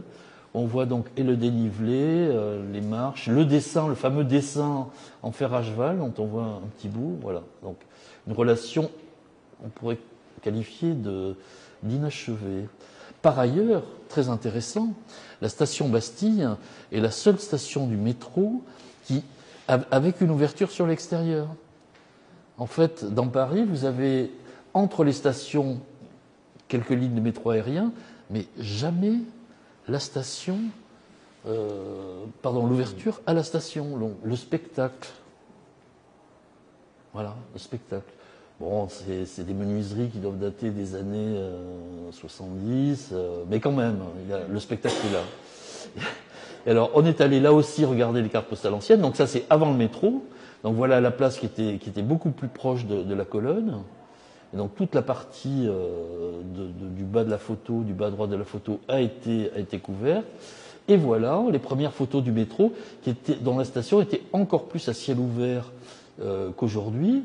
Il y avait une petite partie couverte au droit du pont et la station enjambée, station Guimard, enjambait le non, pas le canal, enjamber la voie ferrée, quoi. Enjamber voilà, le rail. Et on voit derrière l'ancienne gare de la Bastille, mais ça, c'est un autre sujet. Donc, la voilà vue du dessus. Donc, on voit bien ce bâtiment assez incroyable, très, très Guimard, assez puissant, qui ne s'est pas mis dans l'axe. C'était logique dans la mesure où l'axe, c'est un pont, c'est déjà un pont, donc faire un pont sur un pont, c'est un peu compliqué. Ils se sont mis sur le côté, ils descendent après avoir franchi, et la petite correspondance qui est accrochée au quai, c'est un reste de la station Guimard. Et donc là, on avait des plans, donc ça c'est une vue de l'intérieur, en dessous donc de l'ouvrage qui s'appelle Pont Bastille. En fait, en bas, c'est le Pont Bastille, vous avez 6 ou 7 poutres, et vous avez les 3 de la station Bastille qui est... pardon, vous avez au-dessus la station Bastille qui, lui, appartient à la RATP. Et en fait, entre les deux, d'après les plans, il y a un vide. Il y a un vide, il y a un joint de dilatation, c'est 2 ouvrages différents qui subissent des contraintes différentes. Il fallait vérifier... Enfin, non, je vais un peu trop vite. Alors, ça c'est la séance de travail avec Michel Zaoui. Ce jour-là, j'avais un bic à 4 couleurs, alors que j'en ai jamais. C'est peut-être elle qui me l'a prêté. Enfin, toujours est-il qu'on a ce dessin, il est authentique. C'était fait avec Michel. On s'est dit, qu'est-ce qui se passe si on enlève les poutres? Parce que finalement, un pont métallique, ça se démonte. Et qu'est-ce qui se passerait? En fait, le canal n'est pas symétrique par rapport à l'emprise de ces poutres. Il y a un côté qui n'est pas utilisé par la navigation, donc est-ce qu'on ne pourrait pas imaginer, est-ce qu'il y aurait la place pour faire passer entre les poutres, jusqu'à combien on peut en enlever, et est-ce qu'il y aurait la place pour passer un escalier qui irait de la place et qui passerait sous la station à laquelle on ne toucherait pas. Bon, on s'est dit en se quittant, on va vérifier. Voilà, et ça donnait quelques petits croquis, voilà. Pardon, excusez-moi. Voilà, je vise l'œil. Et une semaine plus tard, on est arrivé, on avait des réunions. C'était le début, enfin c'était quelques mois après le début des études, c'était des réunions hebdomadaires. Donc, et à la réunion suivante, on est arrivé avec ça. Et nous-mêmes, on était surpris que ce soit possible. Donc ça, c'est une coupe à peu près mise à l'échelle. Alors les grandes poutres, elles sont là. Il y en avait une très particulière qui formait le fond de la station. Et d'ailleurs, sur certaines cartes postales anciennes, les affiches de publicité qu'on trouve dans le métro étaient collées à la poutre. On voit encore les rivets dessus. Voilà, puis il y avait 1, 2, 3, 4, peut-être 5 poutres à démolir. Et il y en a une qui est toujours prise dans une correspondance entre les diverses lignes. Et donc, on allait entre un dispositif où on voit par-dessus la station, où on voit depuis la station, où on a le début du tunnel ici, on allait démultiplier les vues dans tous les sens, du haut vers le bas, de la station vers la place, etc. Et on a fait une maquette 3D très rapidement, et cette maquette 3D, j'avoue que ça nous a donné un petit peu des frissons.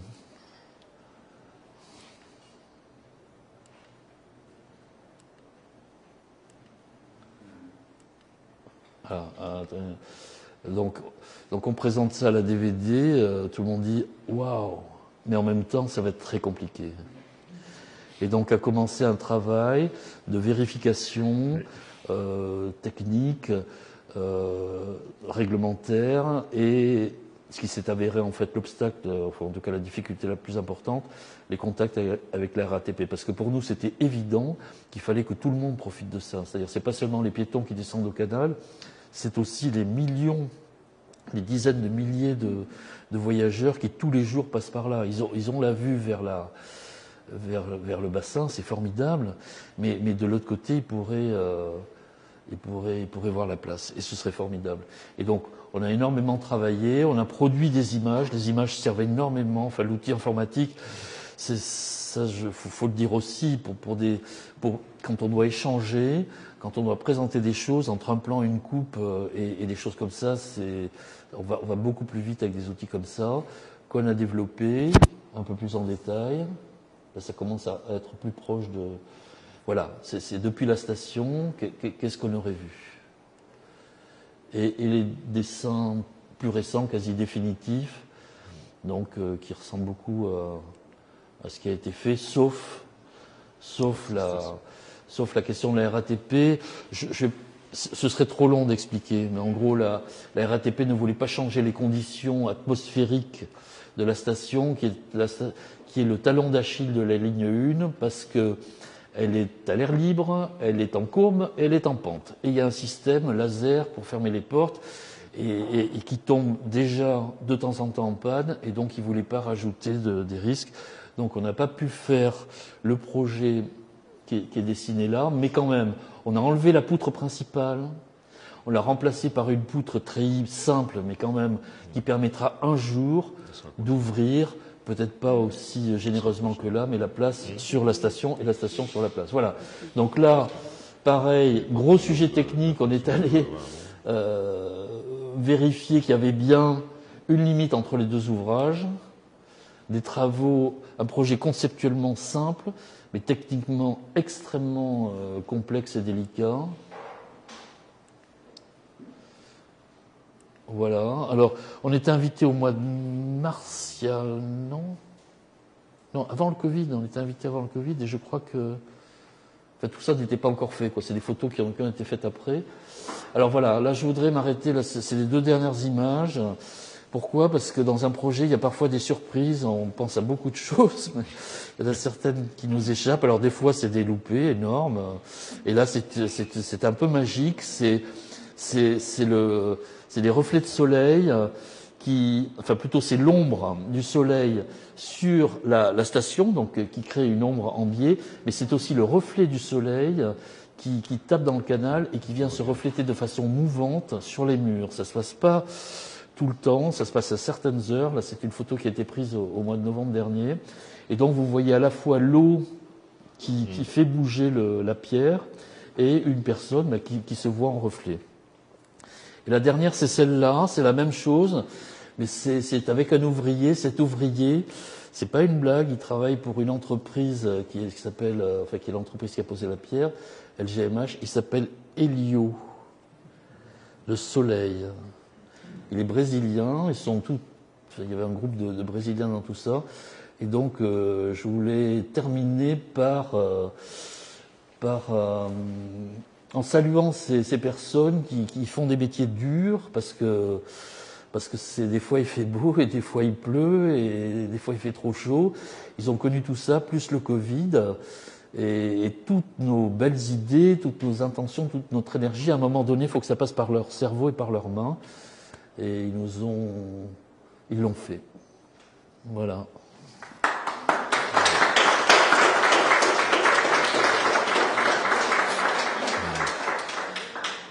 Merci beaucoup. Moi, du coup, j'ai envie de féliciter à la fois la maîtrise d'ouvrage, le collectif et puis la maîtrise d'œuvre, parce que vous avez fait quand même un projet remarquable. Vous avez donné la place des arbres. Des vélos, l'équipe, Voilà. Un sol frais et recyclé. Annick, Et l'escalier paysage. Et tout ça dans une lisibilité de la place, comme vous l'avez dit, Muriel, qui est remarquable. Donc vraiment, félicitations à tous. Et puis, peut-être si dans la salle, quelqu'un vous pose une question. Quelqu'un, oui. Une question Parce que, comme on revient un peu tout en ce moment, je le souvent, mais sur le type de la Madeleine, il y a des échafaudages juste avant la matin, mais c'est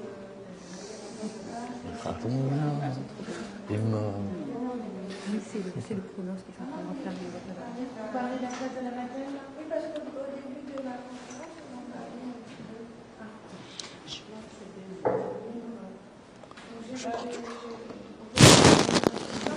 On n'entend pas la question.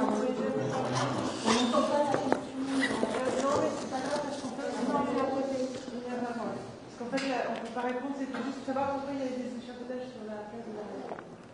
Oui, parce qu'au début, vous aviez parlé un peu de la place de la Madeleine. Je peux répondre un peu là aussi. Ouais, d'accord. Elle aussi, la place de la Madeleine, elle fait partie de cette grande constellation qui a été lancée par la de Paris, refaire les places de Paris avec plein de dimensions. Donc la Madeleine, elle va certainement commencer à rentrer aussi en prochainement. Voilà. Pas de problème. Bernadette Blanchon, tu veux dire quelque chose? Je veux bien. Non, j'avais 2 questions qui sont complètement différentes. Il y en avait une, c'est sur ces questions de réchauffement climatique. Vous avez beaucoup parlé d'enrobé, d'asphalte, en même temps que de lisibilité. Et je me posais la question qui est souvent abordée des couleurs d'asphalte, je ne sais comment ça s'appelle, d'enrobé, de voirie par rapport à ces questions de réchauffement. Est-ce que ça a été posé? Donc ça c'est une question. Et l'autre, je suis frappée comment vous avez eu une démarche qui est d'échange très pédagogique avec la maîtrise d'ouvrage. Et quand on vous entend dire que leur plan de programme est fait en plan mais pas en nivellement, ça paraît quand même assez surprenant. Alors que votre travail de coupe est absolument remarquable, et essentiel. Disons, le projet il est complètement construit par tous ces relevés, ces compréhensions et ces visions prospectives en coupe. Et donc, est-ce que vous avez l'impression qu'avec ça, vous parvenez à faire évoluer les méthodes de plan programme ou d'autres choses de la vie du Paris?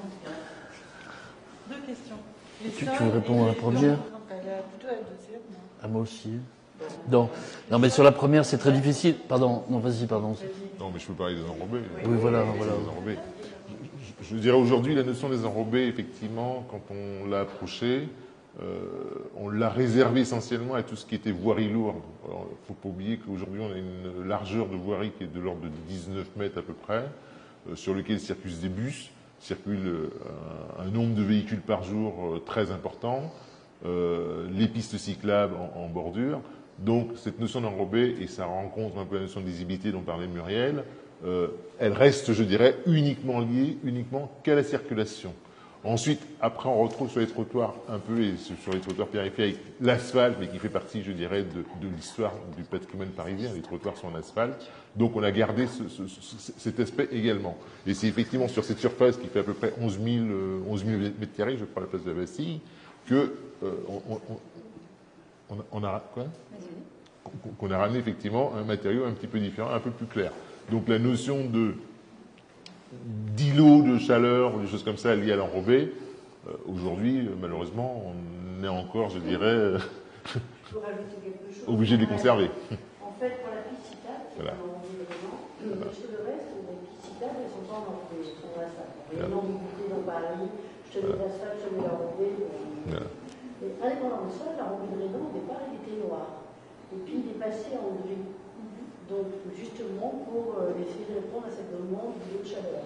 Par contre, sur l'asphalte, sauf l'asphalte gris de la petite citade qui vient de Saint-Antoine, qui a été assurée par le maçon, l'architecte Boyer, de la ville.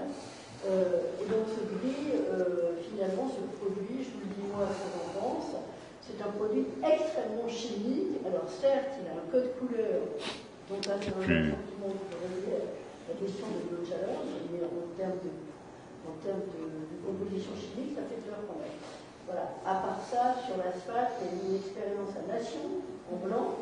Je pense qu'on n'est pas prêt en France, du fait du comportement général des lunettes, si vous voulez, de mettre des couleurs claires sur ce type d'aménagement. À cause de la confusion entre non, c'est surtout l'usage de saleté sur l'asphalte clair. Alors là, c'est intéressant jusqu'à Nation. Et concernant la voirie, qui est donc une voirie lourde, bien sûr, il y a eu des tests faits avec des incrustations de calcaire, tests dans GC, parce qu'il y avait une grande demande du cabinet de la mer au Bernard. De la Noé. Non, c'est plus de la Noé. J'ai dit cabinet du maire. Ouais, j'ai dit plusieurs fois. C'est encore en cours. Ce que je vois sur le Parnasse, ah ben ce sera un sujet récurrent. Des voies claires. Moi, il y a quelques années, j'ai fait un aménagement sur le boulevard Rochechouart et Barbès, Clichy, etc. Le premier revêtement que l'on avait mis, c'est à l'époque de Delanoë. Le premier revêtement qu'on avait mis sur cet aménagement, c'était de l'asphalte clair. L'asphalte clair, on l'a conservé 1 an.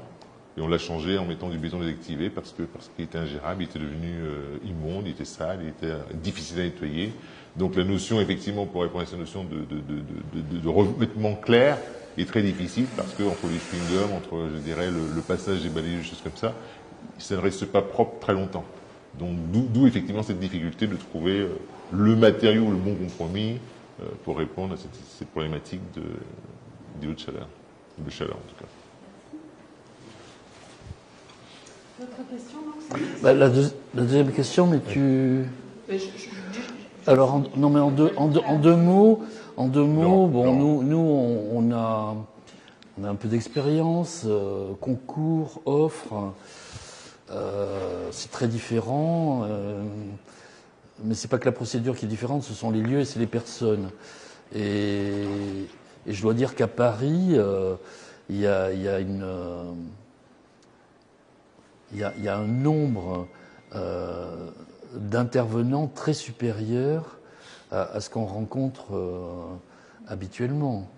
Bon, vous avez, je ne vais pas refaire l'histoire, mais là, il y avait beaucoup d'intervenants et je dirais, il y avait beaucoup de faits autour du berceau. C'est-à-dire qu'en fait, moi, je l'ai pris comme ça, enfin, nous l'avons pris comme ça, c'est-à-dire c'était des opportunités. Et il y avait du chemin à faire. Nous, on a un peu d'expérience. Quand on voit le plan programme, on se dit que tout n'est pas fait, que c'est pas ça qu'on va construire. Donc, il y a du chemin à faire. D'ailleurs, on a découvert beaucoup de sujets auxquels on s'attendait pas. Mais on y est allé dans un esprit vraiment. On a la chance de travailler sur la place de la Bastille. On va donner ensemble. Par l'échange, par les synthèses qu'on fera à la suite de ces échanges, on va essayer de donner le meilleur de nous-mêmes. Donc je pense que c'est quand même assez unique. Bon, maintenant, on peut en tirer les leçons. C'est quelque part, pour moi, c'est parce qu'il y a beaucoup de monde avec un bon état d'esprit. Voilà comment je résumerai les choses. Moi, j'aimerais ajouter juste que la ville fasse un plan programme, c'est tout à son énergie, c'est ses envies, c'est même son rôle.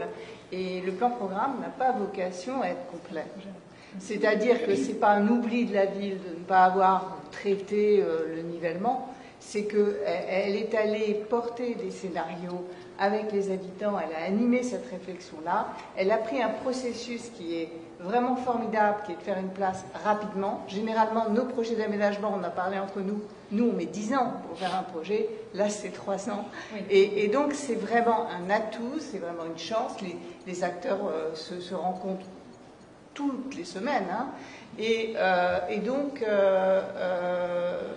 véritablement, c'est le projet qui va, c'est ce que vraiment, dans cet exposé très complet, c'est le projet qui balaye les sujets et c'est pas le programme. Il y a juste une incidence, il y a des incidences financières, mais dans tout projet, il y a des découvertes, des développements. Oui. Quel était le temps entre le programme et la fin des travaux? Et quel était le budget provisionnel et quel était le budget final? C'est pas dans le système de l'opéra de Paris 2, comment ça s'appelle.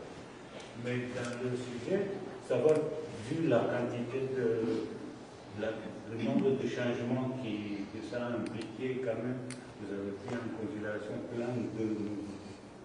Vu la profondeur et l'aveuglement de tous les réseaux, quel était le. Alors, on va prendre la deuxième question derrière en même temps. Alors, c'est pas vraiment une question, c'est une disposition, puisque nous sommes à l'Arsenal avec des ouvrages magnifiques, je pense notamment des fortifs périques qui a été fort heureusement réédité il y a quelques mois. On a entendu une suite de commentaires passionnants, avec pas mal de transversales, et puis aussi, bien sûr, pas mal de photos, dont certaines sont documentaires. Est-ce qu'il n'y a pas un ouvrage de prévu? Parce que c'est un peu frustrant. Moi, je travaillais un peu avec plein communes. Bon, ils ont fait les grandes serres à Pantin, Bouchard. Il y a eu le BETC, les anciens bâtiments du CCIP. Ils ont fait des ouvrages qui sont vraiment superbes. Je pense que pour un sujet comme ça mériterait. Bon, je ne suis pas naïf, je sais que ça se fait dans la douleur. Moi aussi, je fais des livres. C'est très compliqué de tout résumer, de tout reprendre, de faire un assemblage quand même assez avec un fil conducteur. Mais quand même, est-ce que ça pourrait. Je ne sais pas ce que vous y avez pensé. On se voit à la sortie. Je pense qu'on aura beaucoup de choses à se dire. Merci, c'est super. Non, mais en fait, il devait y avoir un ouvrage sur les 7 places. Parce que les 7 places, c'est en fait, c'est une. Voilà, c'en est un test grandeur échelle, grandeur nature. Et c'est vrai que ce qui a été intéressant, on avait même apporté nos contributions. Et puis il y a le Covid. Donc on sera pas détailliste par rapport à ça va se Non, faire. non, c'est sûr, mais on espère que ça va se faire aussi parce que ce qui est très intéressant dans les 7 places, c'est justement toute cette méthodologie, maîtrise d'usage, enfin MO1, MO2, c'est-à-dire ceux qui font soi-disant les dessins classiques et ceux qui font l'usage, et comment ça a marché, pas marché, pourquoi. En fait, tout ce retour d'expérience, il est vraiment très intéressant. C'est ouvert, voilà, la trémie, voilà. on a créé entre le métro et puis ça, c'est quand même incroyable, cette histoire. Voilà. Les avatars, Mais il faut parler de ça, vous avez raison, ça serait... Et surtout, chaque site a nécessité une approche différente. Organisation. Tout à fait. Tout à fait. Et ça, c'était intéressant. Totalement différent. Et c'était un peu ce qu'on avait un peu ciblé au démarrage quand on avait pris cette stratégie-là. T'appelles à une consultation. Voilà, Tout à fait. En fait, pour ma part, j'ai fait la maîtrise d'œuvre d'usage sur la place du Panthéon, par exemple. Ce qui est complètement différent. Et en fait, du coup, ça me donne un peu les deux côtés. Toi, tu as été MO1, MO2. Et oui, et c'est vrai que c'est totalement différent et c'est intéressant de voir comment la ville a essayé de concilier tout ça et comment ça a pu marcher à certains endroits et pas à d'autres. Donc, ça sera un bon sujet. Excusez-moi, je peux occuper de temps de parole, mais par rapport au choix de place, j'habite au but de Chaumont, auprès de la place Gambetta. J'étais très surpris que cette place n'ait pas été choisie à l'époque. La place du collège Fabien, qui est un véritable tourniquet à voiture et très dangereux. Je vois les enfants qui traversent pour aller de l'hôpital Saint-Louis pour remonter vers les buts de Chaumont. Il y a les boutiques qui sont au milieu. C'est une très belle place ovale avec de grands arbres. Il suffirait d'un aménagement de voirie, on va dire, peut-être pas très compliqué, pour la rendre plus conviviale, pour la rendre moins dangereuse, pour dire aux voitures un petit peu de se calmer un peu parce qu'ils arrivent à une vitesse folle. Alors, c'est rentré dans la boîte. On est dans le pavillon national, on est dans le cadre vraiment de la communication de la ville de Paris, donc c'est rentré dans la boîte à Montpellier. D'accord. Ça pourra Mais je crois qu'il y aura pas ils sont en train de travaux en ce moment. Alors, pour répondre sur les budgets, on a un peu parlé déjà. Alors, je vais répondre sur les grandes lignes. Alors, sur le budget précis, je n'ai plus forcément les chiffres en tête, mais je dirais qu'aujourd'hui, cette opération a été lancée, ça devait durer 2 ans et demi. Donc le plan de programme devait rapidement se décliner, je dirais, en un système opérationnel, c'est-à-dire AVP, Pro, et très rapidement enclencher l'aménagement, en tout cas les travaux. La présence des collectifs, je dirais, et des échanges qu'on a pu avoir a très rapidement créé, je dirais, une synergie d'échanges, mais avec aussi beaucoup de remises en cause ou beaucoup de rediscussions. Les découvertes que l'on faisait dans l'étude que l'on menait au fur et à mesure, on posait aussi questionnement. Donc du coup, il y a eu un temps qui a été pris, un temps qui a été, même si on était un peu pressurisé parfois, mais en tant qui était nécessaire. Et comme dit Bernard, quelque part, on a aussi des gens qui étaient à l'écoute et qui nous ont permis éventuellement d'aller jusqu'au bout d'un certain nombre de questions et de proposer un certain nombre de choses. Donc, sur le programme, sur le plan de programme de départ et l'amélioration, l'évolution de ce projet, on a eu un peu de temps, je dirais, pour pouvoir le remettre à plat et représenter des choses qui allaient plus dans le sens de nouvelles propositions et qui ont été effectivement validées par la ville de Paris. Donc, nécessairement, le budget, il est reconsidéré. Bien entendu, on nous demande de trouver des économies, de resserrer l'enveloppe, mais à un moment, quand on propose un budget un peu différent ou un aménagement un peu différent, on finit par accepter, je dirais, l'évolution du budget. Donc, la place... on a dû prendre 20% ou 30% de plus de budget par rapport à ce qui était prévu initialement. Voilà, il y a une chose que je crois que je n'ai pas dite, c'est qu'en fait, une fois que la mairie de Paris, que la maire de Paris a décidé qu'on allait faire la liaison avec le bassin de l'Arsenal, il y a une remise en concurrence avec tous les autres bureaux d'études. Heureusement, ils nous avaient donné... Ils ont une piste, ils nous avaient dit prenez un ingénieur hydraulique, ça comptera par rapport aux travaux qu'il y a à faire. On a pris un ingénieur hydraulique, on était les plus chers et de loin. Ça aussi il faut le dire, c'est-à-dire que quand vous faites un concours, vous avez un budget et vous êtes pris, il y a un peu de négociation. Quand vous faites une offre, si vous voulez, ça peut être, et c'est souvent la course descendante, c'est-à-dire le moins cher. Et donc, parmi nos concurrents, il y en avait un qui était, je peux le dire, 4 fois moins cher que nous, vous voyez. Et il aurait pu l'avoir parce que c'était une remise en concurrence. On sortait du cadre du marché de départ. C'était une somme trop importante pour que ce soit la même équipe. Donc remise en concurrence, marché public. Donc faut aussi avoir y a aussi cet aspect économique, si vous voulez, l'économie de nos structures qui est en jeu dans ce type de procédure.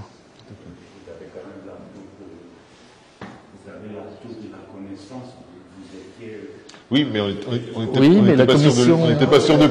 pas sûr d'obtenir ce projet, malgré effectivement,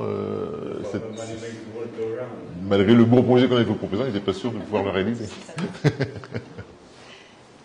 remarques? Très bien. On va clôturer la séance. Peut-être quelques mots sur les paysagistes dans l'espace public. Vos 40 ans avec Gauthier les espaces publics, la fabrique des espaces publics, avec les paysagistes, vous entendez bien? C'était une question qui n'était pas prévue, ça. Alors, oh là là. Non mais je l'ai pas la liste. Bon. Alors, nous, l'espace public, on y est arrivé par hasard. Je dis pas par accident, mais par hasard. Il y a très très longtemps, en fait, on a fait un concours sur une ville de banlieue, j'allais dire de Bagneux, c'était à Bagneux. Et donc, il y avait des logements, il y avait une caserne, il y avait un marché, et il y avait les aménagements des abords de la place de l'église. Et la maire de Bagneux, les élections arrivant, voulait avoir quelque chose de fait rapidement, etc. Et donc, nous a confié en premier l'aménagement de la place de l'église. Et pour nous, c'était vraiment un sous-produit, quoi. Ça n'existait pas. Pour nous, jeunes architectes, à l'époque, fallait monter, quoi. Fallait faire de l'ombre au sol, fallait faire des façades. Et ce projet, il a été repéré par des paysagistes, entre autres Pascal Jacotot, qui à l'époque s'occupait de la revue Page Paysage. Elle nous a fait un sublime reportage sur ça. Je vais raconter une deuxième anecdote. On avait à l'époque le photographe d'archi qui s'appelait Gaston Bergeret. Et on lui dit, attends Gaston, on a fait un projet, là, bon, c'est à Bagneux, c'est sur la place de l'église, tu viens nous prendre des photos. Gaston arrive, je le rejoins, il me dit, mais qu'est-ce que vous avez fait? Il est où votre projet? Les bâtiments. Et Gaston nous a fait les très belles photos que Pascal Jacotot a publiées. Mais pour nous, bon, bien sûr, on est toujours content quand on parle un peu de vous en bien. Mais c'était un accident. Et puis il y a eu d'autres accidents, alors des vrais, comme le concours Richard Lenoir qu'on a fait avec des paysagistes avec lesquels on nous a, entre guillemets, mariés, parce qu'entre-temps, la ville de Paris nous avait repérés. Et puis on en a fait un deuxième, un peu majeur aussi, c'était une place à Saint-Riquier, devant une abbatiale, avec Pascal Jacotot, justement. Et là, bon, pareil, publié, mais on aimait ça, mais pas tant que ça. Et progressivement, on y a pris goût. C'est-à-dire qu'on a trouvé aussi un peu une façon de redécouvrir les villes, parce qu'on a travaillé, c'est pur fruit du hasard, mais c'était des centres historiques.